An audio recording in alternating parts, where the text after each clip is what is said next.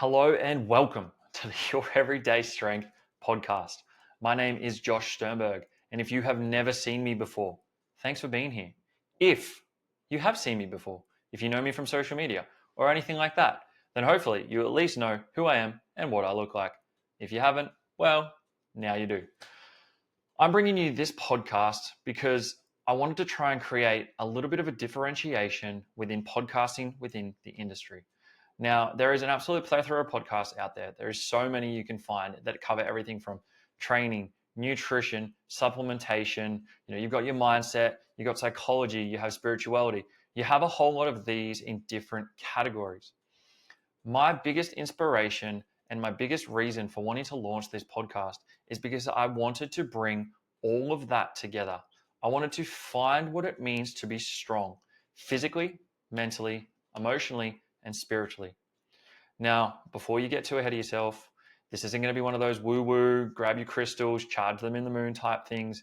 It is just going to be a little bit of a personal retrospective journey about where I've come from, what I've learned, things that I've been doing, personal development. And I'm also going to look to get some experts within the field on all of these different sort of categories to bring the best information that I can to you, to bring real world insights, and basically bring you information that you may not have known about or you may not care about, but at least you're going to learn something new. Ideally, I'm going to be catering to a fairly wide range of audiences, but I can promise you that if you hang around, you're going to take some value from it. And if I'm even able to help one person, then me launching this podcast is going to do just that. It's going to bring me joy, and hopefully it brings a couple of you joy as well. Now, let's be honest. This is episode 1, so I will probably fuck up. I will probably stumble over my words. I might mess a few things up along the way. I'm probably going to fuck up a hell of a lot of times. But if we don't try new things, if we don't try to get better, and if we don't just attempt shit, we're never going to know. This is something that I've wanted to do for an incredibly long time now. It's something that I've been a part of for a very long time within the industry. I've been able to be fortunate enough to have co-hosted a podcast for quite a long time. I have even featured myself on a few different podcasts as well. And I have always loved this format of presenting. I myself have loved listening to podcasts because I like to hear how other people think. That is my reason behind wanting to bring you not only insights from myself, personal experience, etc., but insights from other people. I'm going to try and find the best and brightest and just most intricate minds that I can to bring you the most value possible. So, as I said, this is everybody's first time tuning in, so thank you for that. But if you stick around, you hang it out, I can promise you that there's going to be a hell of a lot of good things to come. Now, if you know who I am, or if you followed me for a while, you maybe have a bit of an idea about my story, about where I've come from, about the things that I have done in my time. However, if you don't, I'm just going to give you a little bit of a brief rundown as to what I have done and where I have come from, what has brought me into the industry, what has sparked my interest in all of these different elements and why I wanted to combine them. And maybe that'll just give you a little bit of a motivation to stick around for the long term. So, first things first, I first stepped foot in a gym at 18 or 19 years old. For my entire life, I have played sport. I have done just about every single sport you could think of. I started playing AFL at 3 years old. I played that for 14 years. I started doing little athletics at about 8 years old. I did that for 5 years. I continued to do athletics throughout my entire primary and high school career. I say career very loosely. Long distance running, mixed netball, as a state orienteering champion for fucking 3 years running. So that is a joke. It is a sport technically, I guess you could say, but it just goes to show that I have had a lot of exposure to sport from high-end level with rep teams and things like that to just your lower level local footy and everything that you could possibly think of in between. Now, I first moved to the Gold Coast at 17 years old as soon as I finished school because I had hopes and desires for a better future for myself. I was able to identify at fairly young that there wasn't much of a future in Townsville for me where I grew up. If you don't know where Townsville is, it's a it's the capital of North Queensland, but it is what I would call, quote unquote, a bit of a smaller country town to a degree. Now, I was able to identify that, hey, there's probably not a great deal of potential here for me in the future. If I wanted to try and get the best for myself and try and progress and try and grow as a human, I need to get out of here. And I was able to do that at 17 years old. Packed up everything in a car. My dad flew up from Melbourne, drove me down to the Gold Coast. I had no license, but I did have a car. I had no job. I had nowhere to live. All I knew is that I was going to be starting university. I was going to be doing a diploma of sports management, surfing studies.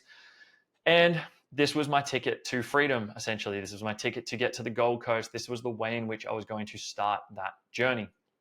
Now, that journey has not been without hurdles, road bumps, etc. throughout the time.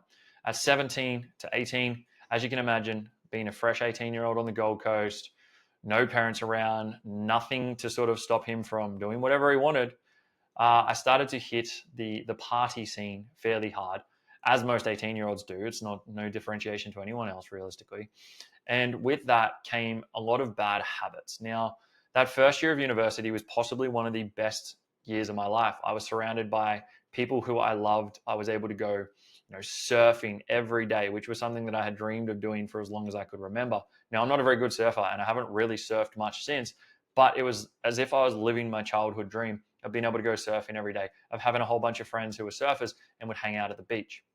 As a part of that process of going through university, one of the lecturers actually told us one day that if you want to improve your surfing, go and join a gym. So the first thing I did is I went straight down to the local Snap Fitness, joined a gym. I then went around the corner to the local supplement store and said, I need protein, I need to get big. Mind you, when I graduated high school, I was 55 kilos. Now I'm 6'2", so you can imagine that I was a scrawny little rake of a kid. And I didn't go back to that gym for about 6 months. But towards the back end of that uni degree or diploma, I started to get a little bit into the gym more. I started to find friends who were going to the gym. I started to find people who were a little bit older who had trained just a little bit more, and I'd go with them.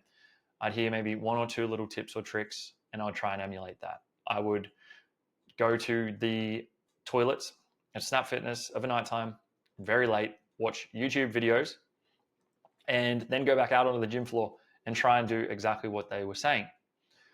Now, as a part of this process, as that year ended and a new year started, I actually graduated the diploma, and I started a Bachelor of Business at uni. The start of this year was anything but bliss. I started to come into financial troubles. I started to come into just identity troubles because, unfortunately for me, a majority of the people that I had gone to uni with the year before had all finished and started to go off and do their own things. I myself was the only one that was continuing on with university. So I'd essentially lost that connection, that group of people that I had had. Now, through that period, I had met quite a lot of other people, which I was very fortunate to sort of get myself into a little bit of a friendship group, had some really good friends around me. But capitalizing on, I was in a uni degree I hated, that I felt I had to do. I was struggling financially. I lost a little bit of like that connection, that identity, that human experience, because I'd all of a sudden gone into this degree where there was, in the first degree or diploma, there was 20 people in the class. In this degree, there was like 100 and something people. And so you didn't really have that connection. And through that process, unfortunately, just a deterioration of mental health had occurred. And at that time, I did attempt to take my own life. Now, I look back at this and I see it as the catalyst to my expansion and growth for the years to come. I look at this experience and this instance as one of the best things to ever actually happen to me. And I know a lot of people might sit here and be like, oh, that's a bit of a weird thing to say. You trying to essentially end your own life was the best thing that ever happened. But it showed me that I was here for more. And it showed me that, hey, maybe there's something else out there for you. So basically what I did is walk straight into uni 3 days later and dropped out. Dropped out of university and I just went to work. I then, through that period, decided, well, instead of sitting at home at night sad, I'm just going to take myself to the gym. So I was going to the gym, 11 or 12 o'clock at night, As I mentioned, I was just watching YouTube videos in the toilets to quickly go out and then follow those exercises to see what I could come up with. I was on bodybuilding.com to find meal plans and a training program. I think at that time, if I remember correctly, I found Steve Cook's guide to college, or the college bro guide, or something like that. It was essentially just like for dudes who are at university who, probably lower on funds, lower on time, but just wanted to train and get big and all of this sort of stuff. And I just started to get into the gym. Now, through that period of time, I was just working casually, had a few different jobs that I was working at. And that was about, that would have been 19 years old by this point coming into. And I just continued on that path for the next probably 12 months or so. Now, as a part of this process, there was a few different avenues that I was exploring. I'd sort of been training now consistently for about a year. I say consistent very loosely. I was still following the whole bro, change it up every day or just go train whatever's not sore kind of vibe. Somehow skipping legs every single week. It's funny that. But what I did find through this process is that I started to sort of find a love for the gym. Now, unfortunately, I was still partying, drinking, doing drugs on the weekend, etc., and wondering why my mental health wasn't necessarily getting any better. It wasn't until I made a decision and I sat down and I was like, okay, I need to do something better with my life. Now that I'm not at uni, I need to do something more. And I was tossing up between university and becoming a real estate agent. At that time, and even up until quite recently, to be completely honest, I really cared about what other people thought. So in my eyes and in my mind, I thought, well, real estate's going to be seen as a more prestigious career. It's going to have better financial outcomes. It's going to have better, social outcomes, etc. It's going to look better on paper. I'm going to go and do that. So whilst I was working, I was studying my real estate license, get sales license. I started working within the industry, and it took me probably all of about 2-3 months to realize this is not the industry for me. I do not want to be here long term, and I fucking hate this job. I wanted to do a job where I was able to help people. My goal with getting into real estate was helping people, and I didn't feel like I was doing that to the best of my capacity. So what eventually happened is I was let go, made redundant from that job, got a bit of a payout, and essentially just fucking bummed around the Gold Coast for the next 6 months, 3 to 6 months. I basically didn't do a great deal. All I knew was I was going to go and start my PT course. I was just like, all right, cool. I'm going to go and sign up. I'm going to go and do my PT course. I remember I completed my Cert 3 within about 48 hours. Just pumped it out. Easy as. Pumped out the Cert 3, got it done. It then took me another 12 months to do my Cert 4 because I was just fucking lazy. Throughout this period, I'd started working at a supplement retailer as just, started out on the floor, picking, packing orders, etc. Moved my way up into the office, then was just doing phone sales and communication and back-end systems work. I continued to work my way up, and then I eventually became the sales manager of that company. Now, again, through this process, I'd realized that, yep, cool, ticking the box, I'm making decent money, but I still felt unfulfilled. I was working long hours. Through this period as well is when I was getting my certificate for in fitness.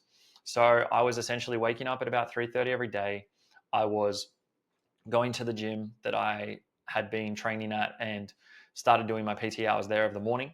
I would be there until around 7 a.m. and then I would go to work, where I would work 7:30 until like 6 or 7 that night. I would then drive home, eat on the way home, go to the gym, finish gym at around 10, 11, go to bed, wake up, do it all again.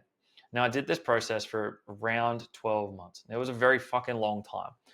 And towards the back end of that, I decided that I was really fucking keen to get into the industry. Now, fortunately, the gym that I was training at the time had become like a family to me. I had helped open this gym. I'd helped paint the gym. I'd helped being involved in the process from the start. I'd really found a great deal of connection within this gym, within this space, within this family. And I fucking loved it. I was frothing on life. I was absolutely stoked. And I got the offer to actually start working there, which was like a dream come true for me. Through there, I met so many different people who I still know to this day. I was fortunate enough to make some lifelong friends. It was just fucking amazing. It was everything I could possibly dream of. I then was still working full-time at my other job at the time. I decided I want to go and do PT full-time. I got on a call, applied for a job at a local Jets. The owner at the time had called me and he just basically said, yep, you want to come in and have a try? And I was like, yeah, sweet, man. So look, what I was actually looking to do is I was going to do this part-time because I wanted to stay in the full-time role where I was making good money, and then do this as a part-time thing. And then as it eventually builds up, then I'll make the switch. And straight up on the phone, he's just like, no. He's like, you're either committed full-time or I'm going to go to the next person. And I sat there for about 2 seconds on the phone and I was like, done. All right, done. I'm going to quit. I'm quitting this job. And I did. I walked in the next week, handed in my resignation letter, which was one of the scariest moments of my entire fucking life. Handed in my resignation letter and quit. And I took the leap into the unknown to go and do PT full time. As I said, I was making decent money. Unfortunately, I was also spending decent money. So I didn't really have a great deal of savings. I also didn't truly know how hard it would be to essentially build up and establish a baseline within the industry to start off with. But I just had to take the plunge. So I started working at that Jets and it changed my life forever. I was so fortunate that I had so many great people around me to help mentor, to ask questions, to do so many different things and just fucking progress. Now, within about the first 4 weeks of doing this, I realized, yeah, cool, I know how to train people. I know what training is. It's fun to train, but I have no fucking idea about business. I got no idea about the back end stuff. I don't know how to do any of this stuff. I was sitting there on a Friday night and I was like, well, something needs to give. I need to find something. And this was before the world of all these online business coaches and online mentoring and all of this other stuff. I'd fortunately stumbled across by accident a podcast, funnily enough, of a few blokes that I knew from a previous gym that I had trained at. And one of the blokes I didn't know at all. It was called the PT Performance Podcast. And I sat there and I watched the first episode. I was like, you know what? I've got nothing to lose. I'm going to watch the first episode. Sat there on a Friday night. I watched the first episode. I watched every single episode that evening. I think there was 10 at the time. There might still only be 10. I think there was a reiteration of the series, which I was actually fortunate enough to be on. But I sat there and watched all 10 episodes, listened to them, just wrote down every single thing I could, every single note I could, every single thing I could. One of the blokes who was actually running the podcast, Chris Mooney, I reached out to because there was a couple of sheets that he said, hey, reach out to me. I'll send you through some sheets so you can start to track some metrics and see how you go with that. I reached out to him and through that established a bit of a relationship to the point where he would always just check in on me. He would always just send me a message and be like, hey, mate, why don't you try this? Or what about this? Have you thought about this? How's this going? Et cetera, et cetera. Now, the best thing about Mooney is he never once pushed his coaching service onto me. He never once did any of that. And quite frankly, at that point in time, I probably would have been hesitant to ever listen to him if he had, because I was in such a scarcity and lack mindset.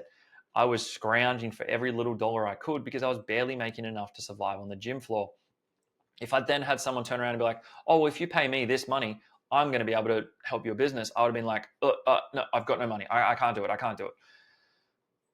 But he didn't do that. He just wanted to help because he actually gave a fuck about seeing PTs succeed.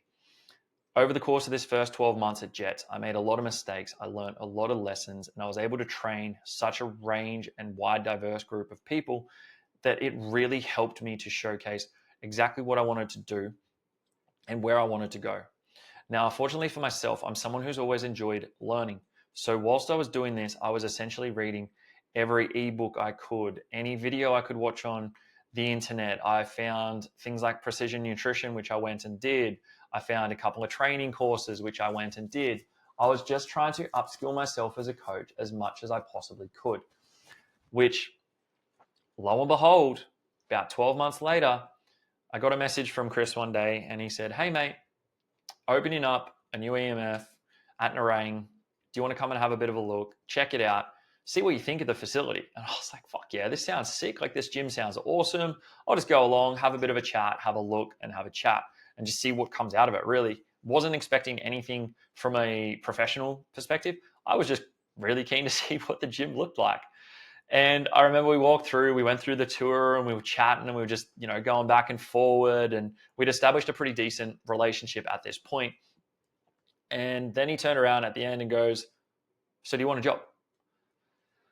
I was like, fuck. I was like, yes. I was like, he goes, "Do you want to come on board as one of the opening starting PTs when we open this facility?" And I was like, done. Absolutely. Fucking oath. The universe has guided me to this point now. It fucking guided me to finding the original podcast right when I needed it most. It's put me on the pathway. It's put me on, this is scary as fuck. I'm going to do it. I'm going to lean into that and I'm going to do it. Now, I was fortunate to start as one of the starting PTs, and I was also very fortunate in the fact that I had quite a lot of my clients follow me from Jets at that time. So it meant that when I hit the ground running at EMF, I really hit the ground running. I'd already had a decent team underneath me, which was then able to be built on and capitalized, because when I was walking through the gym and training people, there was a lot of new PTs, there was a lot of new coaches who didn't have any clients. So then members were seeing me with clients and they were like, "Oh, well, I'm going to go and train with that guy, and I'm going to go and train with that guy." And it really helped me to build my business. Now, through this process, I was running group fitness classes. I was doing one-on-one PT. I was essentially getting involved in every single thing that I possibly could, whilst then also externally looking for different courses, different workshops, different seminars that I could continue to attend to try and help myself get better. As well as this, I'd said that as soon as I was in a point financially to be able to sustain myself, I would go back to university to do a bachelor degree of exercise science. I did this. I was very fortunate that I was able to do this, and I was able to study full time whilst working full time and building my business. And due to the fact that I built my business to the point I had and had the clientele that I had at the time, it made doing this actually a fuckload easier. Now, through this process, I had actually discovered and got a hell of a lot more into powerlifting.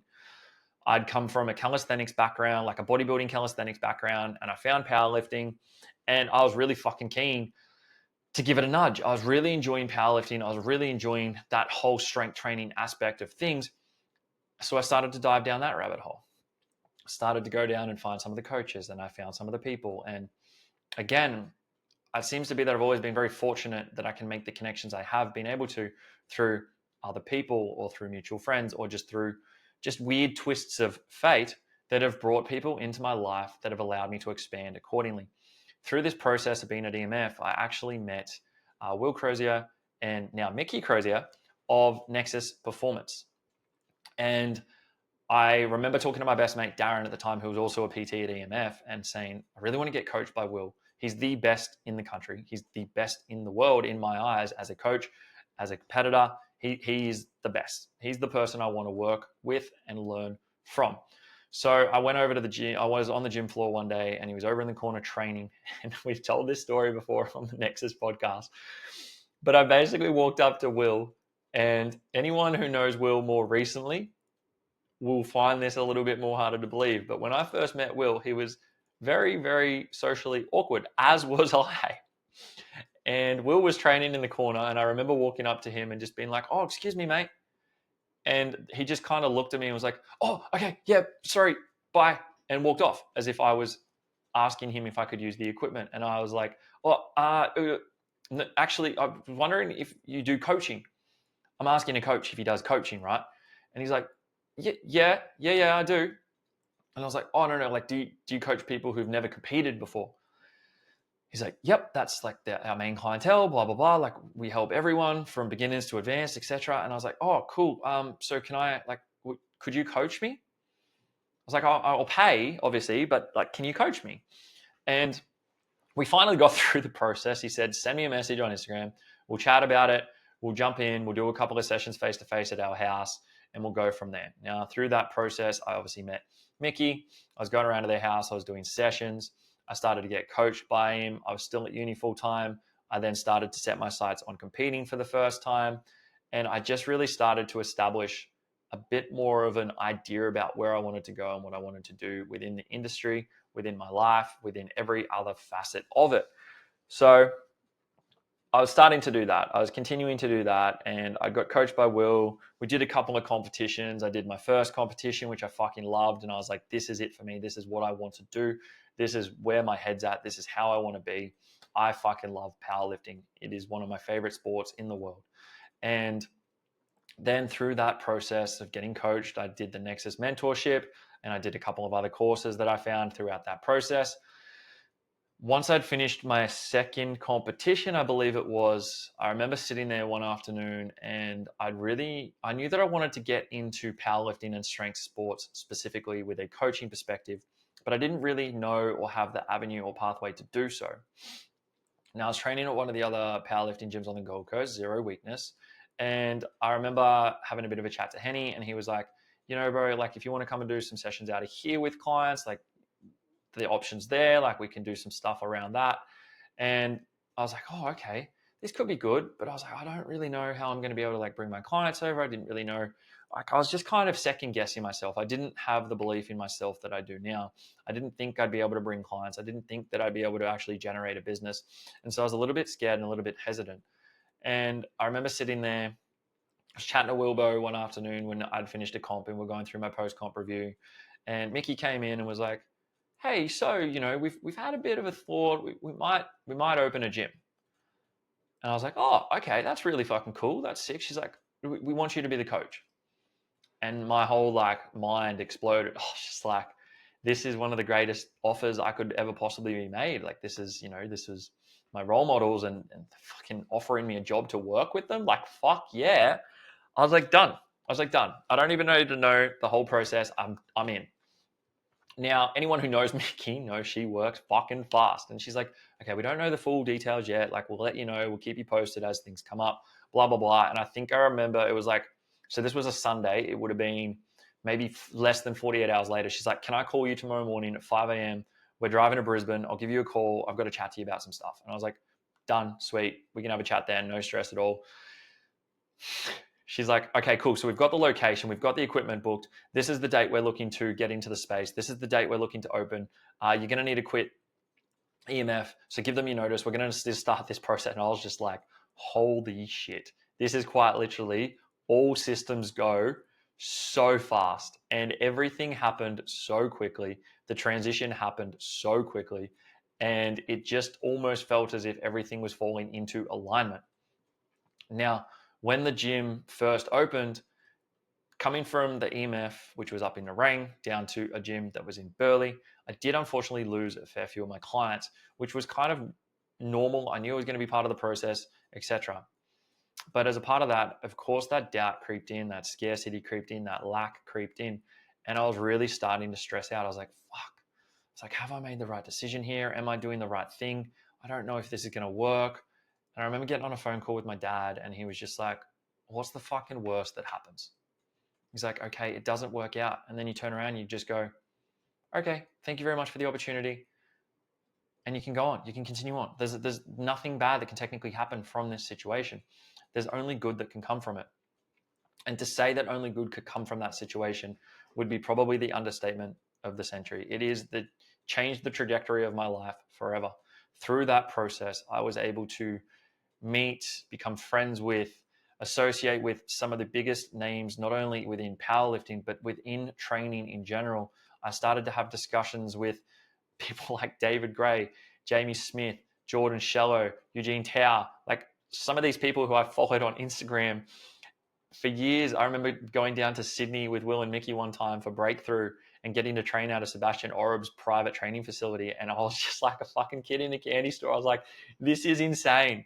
Sebastian Orub's program is the very first strength or powerlifting program I ever followed. And now I'm actually at his gym training with him. And he said my deadlift looked good, which I was like, I think you're just being nice, but fuck, that is one of the most amazing things I've ever heard. And it just continued to progress. I was very fortunate by the back end of this that I'd started to graduate uni. And mind you, I didn't necessarily find that degree to be too useful for me. I probably would have got further ahead by just doing the stuff that I did within Nexus and working within that and doing and finding more courses. But it was all part of the upskilling process that did play a role in my ability to get to where I am today. So I can't be ungrateful for it. I'm incredibly thankful for the experience and the things I learned whilst at uni and how to juggle time and how to manage things better and how to deal with a hell of a lot of different things going on at once. But throughout this experience with Nexus, it really just started to allow me to expand into the person I knew I could be and the coach I knew I could become. I was so fucking grateful, and I'm still so grateful for every opportunity that was presented to me within Nexus, with at Nexus, etc. Before I wrapped up there, I did work my way up to becoming the head coach, which was one of my biggest aspirations at that point in time. I remember getting on a call with Mickey one day, booking in a call and saying, what do I have to do? What is it you want to see from me to be able to get this head coach role? This is where I want to work to. This is what I want to do. We sat down, we had some back and forward, and I got to work. Now, through that process of time, I was going through psychiatrists and psychologists to get diagnosed for ADHD. I had unfortunately had another lapse in mental health. I'd gone through a breakthrough with an ex-partner. I had moved houses. I had a lot of external stresses going on. There was a lot of different moving parts going on in the background that really saw me take a bit of a dive mentally again. And it was one of those things that was like, okay, some of these themes continue to show up. I need to work out why. I need to understand a bit better about who I am, why I am the way I am. At the time I was like, figure out what's wrong with me. But there's not that there was necessarily anything wrong with me. It's just that I hadn't learned the coping mechanisms or the skills to be able to adapt to situations better. I had always known from being a very young child that there was something a little bit different about me. I had always known through school that there was just something not quite right, but there was just something that made me a little bit different to some of the other kids, and I could never really understand why. So I was going to a psychologist at the time, and he's like, hey, mate, I just want you to know that I think you have ADHD. A previous psychologist had also told me that many years before, and through that process that's a story for another time. But he's like, no. He's like, you've got ADHD. He's like, I think if we can get on top of this and we can try and help you along this process, this is going to help every other aspect of what we're dealing with right now fall into place a little bit better. So I went through the process, which was an incredibly long process. Anyone who's had to go through the diagnosis process for ADHD knows that it is time consuming and it can be very fucking expensive. I remember getting the referral and calling up one place, and this was around January, February. And then the chicken reception's like, yeah, sweet mate, so we can actually get you in November. And I was like, that's another 10 months away. I was like, fuck, is that really how long I've got to wait? I was like, okay, sweet, whatever. And then fortunately through the process, I was actually able to get in a little bit earlier. I went to a psychiatrist who basically had a bit of a chat with me. He just wanted to get an idea about who I was, my history, etc. And then he's like, cool, can I just have your school reports from high school, primary school? And I was very fortunate that my parents had all of my school reports from prep to grade 12, and almost every single one said the same thing. Joshua would do well if he could control his attention more. Joshua would do well if he could concentrate better. Joshua works well but distracts others. Joshua distracts himself and distracts others. Joshua is a great learner but can be very distracting. And I was like, He read them and he's like, yes, the classic. So it was kind of funny because he was just like, yeah, no, you've got ADHD. He's like, yep, we're going to start you on medication. And I was fortunate enough, I started on dexamphetamine. So once I did that, it was almost like a light bulb in my mind went off. It was as if all these things that were running through my head were now able to be better put together as a picture rather than a scramble. So to imagine you have a puzzle and you have all the puzzle pieces everywhere scattered. That was my brain. And then all of a sudden, by me being medicated, I was able to put the pieces of the puzzle together and actually formulate some form of like rational thinking, rational response. I was able to better articulate how I felt, how I thought, what was going through my head. I was able to concentrate better. The production of the work that I was doing was better. Everything about my life got better, and it was due to that one process because my brain just wasn't functioning correctly. It was one of the best things that has ever happened to me. It was one of the greatest things that has ever happened to me. I truly believe that having ADHD is a bit of a superpower because there's a lot of different aspects and things that I've learned throughout my life, or maybe even some of them are coping mechanisms that have allowed me to look at things through a different lens. And I will always appreciate my mind and my ability to do that. So from there, I basically continued to work at Nexus. And then in August of 2024, after going on a 2-week holiday to Japan, where I really had to sit with a lot of thoughts, a lot of thinking, a lot of processing, just a lot of different things in general, I made the decision to leave Nexus and go back out on my own, completely in the online space, which again, similarly to pretty much every other massive decision I'd ever made in my life, it scared the fuck out of me. I didn't know how I was going to go. I didn't know what was going to happen. All I knew is that I backed myself 100%, which without all the experience that I'd previously gone through, I wouldn't have been able to do. So I backed myself to leave and go out on my own, and I've since been working for myself since. It was one of the best decisions I could have made for myself. Every aspect of my life, through a very short period, everything fell apart. But since then, I've really been able to work through, process, sit with my emotions, and really dive a hell of a lot deeper into myself. Now, without going into too much detail, over the back end of that year, from about September onwards, basically every single thing that you could think would fall apart in someone's life did. I had my car blow up. I had a relationship with a partner that ended. The very next morning after that relationship ended, we got evicted from our house because they were selling the house. I had only just gone out on my own 4 weeks prior, so me trying to organize a car was almost impossible because it was nearly impossible to get a loan or do any aspect of that. I was just, everything that could have possibly fallen apart fell apart. But the way I've looked at it since is everything had to fall apart so that it could be rebuilt into the life and the trajectory that I'm on now. Through that process, I didn't go back to a psychologist this time. What I did is I started to look a little bit deeper into myself. I started to look a little bit more into both spiritual practices and also just trying to understand me. I really wanted to sit with myself. There had been a lot of things identified through my relationship that I did not like. And there was a lot of things that I was like, okay, if I want to change, I need to find a way to change. I need to be the change that I want to see. I need to sit with a lot of these things.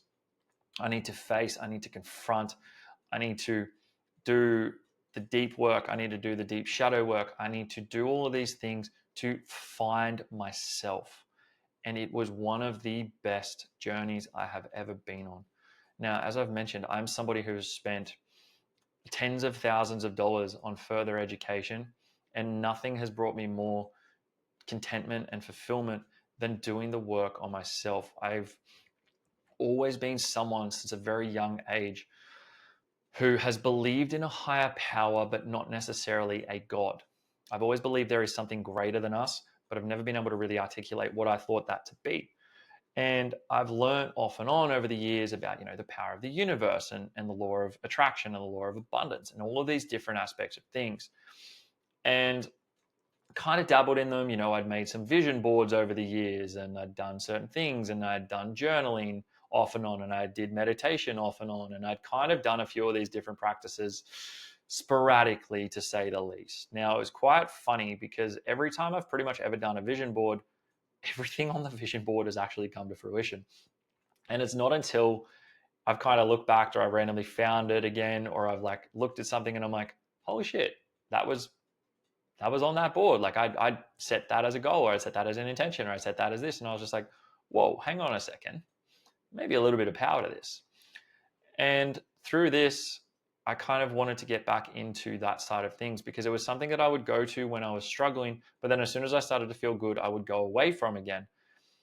And I was like, well, if I'm doing something and it's helping me to get better, then when I am better, why do I not continue to do that thing, which can theoretically only continue to improve myself, my mental health, my ability to understand everything around me a little bit better? So I did. I went all in. I was fucking reading books and listening to podcasts and just doing as much reading and journaling and research and everything that I possibly could. And it showed a side of myself that I had never seen, but I kind of always knew was there. It had showed a side of myself that I was going to be able to work with. And it not only allowed me to find myself better, it allowed me to relate to other people better. What I was finding through this process is that not only was my life improving, but my ability to interact with others was improving. My ability to talk and relate and be empathetic with other people was improving.